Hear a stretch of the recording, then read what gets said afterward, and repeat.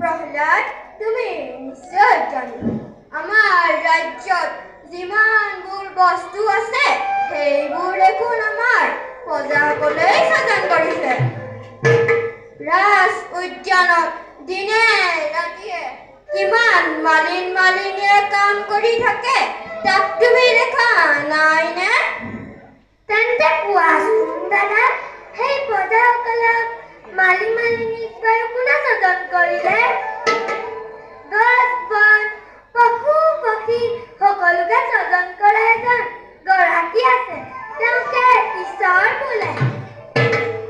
বাৰু এতিয়া এইবিলাক কথা বাদ দিয়া, ব'লা বিলত চৰি থকা হাঁহবিলাকক এটা এটাকৈ কাৰেৰে বিন্ধি কিমান যে ভাল লাগিব, নহয়নে ভাইহঁত? হয় দাদা, ঠিক কৈছা অনুলাদ। মইতো ধনুকাঁড় লৈয়ে আহিছো। প্ৰহ্লাদ, তোমাৰ ধনুকাঁড় লৈ আহাগৈ, আমি মৃগয়ালৈ যাওঁ। ভাইহঁত, মৃগয়া কৰা পশু পক্ষীক বধ কৰা মহাপাপ। তোমাৰ